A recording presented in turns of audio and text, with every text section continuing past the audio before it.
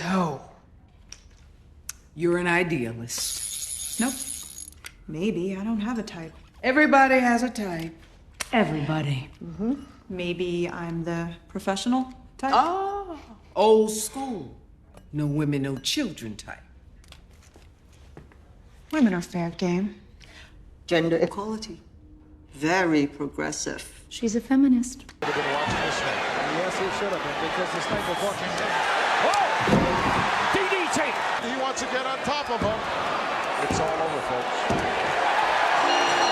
Hi everyone, I'm Dom Griffin, I'm a film critic and you're watching the Armchair Auteur. This is an ongoing video series I do where we talk about new movies, old movies, screenplay analysis, television reviews, that sort of thing. So if you like movies and you like movie adjacent popular culture and you want to see somebody pick those things apart, please consider subscribing. Today I'm reviewing the new Netflix movie Gunpowder Milkshake, which is an action thriller on Netflix that I had been very much looking forward to watching. And then a close personal friend of mine, Dylan Roth, friend of the channel, actually saw it before me and wrote a review of it and hated it. Dylan hated this movie, did not like it one bit. He liked it a little bit, but he did not prefer it. I'll link his review in the description below if you want to read it. It's very good. But him not liking it made me still want to see it because I thought, oh, well, maybe it's just like bad. That's not gonna stop me from watching a movie. I watch bad movies all the time. Bad movies can be fun. But then I watched it and it's not fun. It's just bad. There will be some spoilers in this video, I guess, but like, this isn't the kind of movie that has a good enough story to have good enough twists to be considered spoilable. I just want to like get that out of the way in case people are mad if they haven't seen it yet. Cool, cool. Gunpowder Milkshake from director Navit Papachado, who previously co-directed the film Big Bad Wolves, is a run-of-the-mill action thriller that relies too much on style and not enough on substance, which would be fine if it had any real style to speak of, and its lack of style would be fine too if its story was way more compelling. Karen Gillan stars as Sam, an assassin who works for a male-centric crime operation called The Firm. Her mother, Scarlett, played by Lena Headey, was an assassin too for a female-centric organization called the Sisterhood. They operate out of a library and talk about guns as books the way Peter Serafinowicz did with wine in John Wick 2. I need something robust, precise. Robust, precise.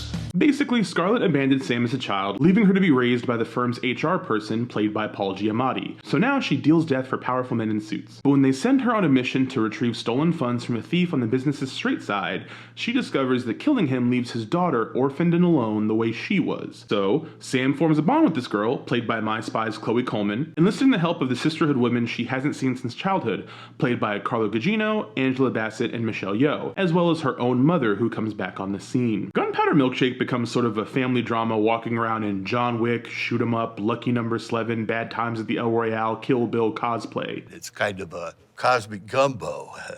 Which is fine. No, seriously, I've seen some reviews and some reactions criticizing this for being kind of a hodgepodge of influences and not its own thing, and really that doesn't bother me that much. I'm fine with watching movies that feel like other movies put in a blender. I'm into smoothies. I've also seen defenses against those criticisms pointing out how the movie does carve out its own identity with its diner setting, sock hop, flip phone, jukebox vibe. And yeah, sure, it sorta does. But that's not what's wrong with this movie. It's got a really shitty script, and the action's not very good. If you want to cut the video off now, that's it. Those are the two things that are wrong with the movie. I'll go into more detail, obviously, but like if you're on your lunch break and you gotta go clock back in, or like you just are at capacity looking at screens today, you can cut it off now. Don't watch Gunpowder Milkshake. Action's bad, script sucks. It is safe to leave now. Still here? Okay, obviously the movie has more things wrong with it than just those two core issues. Like how Karen Gillan has a noticeable accent, as does Headey as her mother, but not the kid who plays Sam in the flashback, so her mom had an accent, then as a kid she didn't have one, but when her mom left she developed one, even though she wasn't around people with one? And the score sucks, by the way, too. The music is awful. Every other scene has compositions clearly meant to mimic needle drops from old Tarantino movies,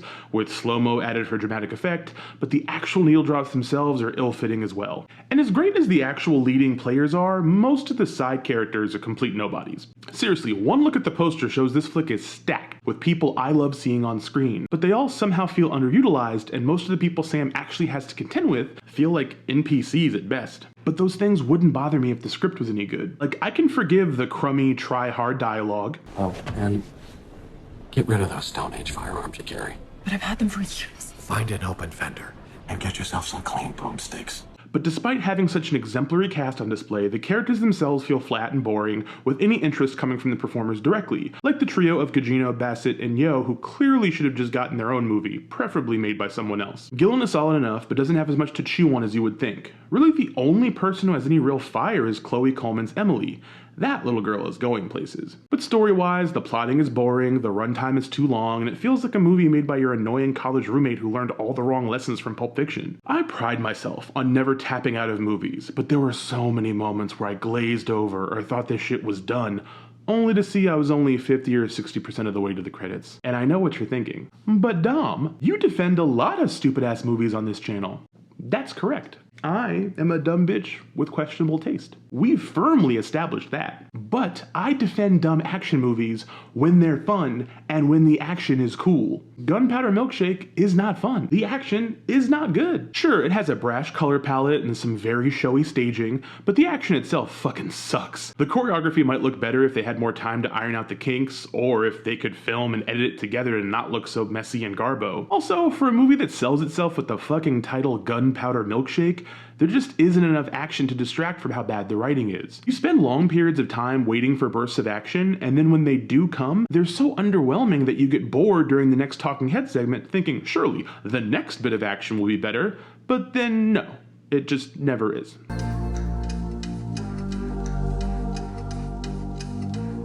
I'm not going to pretend it's the absolute worst, or like there's not little moments that I did enjoy, like anytime Carla Gugino is on screen. Wonderful. What kind of books are you interested in? Or the specific way that Angela Bassett shuts a book in this one scene. Hush, girl. Or the fact that they let Karen Gillan be her real height. Speak up. But it is otherwise a complete and total bore. Not something I expected from a movie A, called Gunpowder Milkshake, B, drenched in bisexual lighting, and C, with such a good, stacked, amazing cast. This is the least I've ever enjoyed a movie that has this many people getting shot point-blank range in the face with guns. I'm okay with a movie being bad if it's fun. I'm okay with a movie being bad if it still somehow finds a way to touch me emotionally. I'm okay with a movie being bad if it's got vibes. And I'm okay with a movie if the violence is superb. I'm just not okay with a movie being this fucking boring. I'm not. Now I do know that for a lot of people, much of the appeal of this movie was the prospect of getting to see a bunch of women kick ass on screen. We all love that. That's totally cool. That is something we support greatly here on this channel. So if you wanted to watch this movie because you wanted to see some ladies kick ass, but you now know this movie sucks and you shouldn't watch it, and you need to find other movies to watch that will promise what you were looking for in the first place, I am going to direct you to two people I always get my best recommendations for action movies from. They're two friends, and you can follow them on Twitter, Vice and Stefano, who are both two of the smartest people I know when it comes to covering and talking about and curating and recommending action movies for the masses, from various cultures and viewpoints and budget levels and styles and tones. Like, these two people, two of my favorite people, they always know what's a good movie to watch if you like bang bang, if you like kick explode. You cannot go wrong by trusting either of these two beautiful humans. Just don't watch Gunpowder Milkshake. You're good. You can watch anything else that's similar, and there's like a 65% chance it'll probably be better than this movie. Just skip it.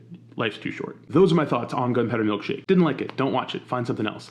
If you have any thoughts about this movie, if you disagree with me, you are free to do so in the comments below. I won't call you names. I'll just respectfully disagree. That's what I try to do. If you like this video, give it a thumbs up. If you have not subscribed, please subscribe. Hit the little bell icon so you get notifications whenever I put out new videos. You get to be the first in line to see whatever I think about whatever new thing I watched. Thank you again for watching. I hope everyone's doing well, staying safe, being good to yourselves and each other. I will see you in the next video.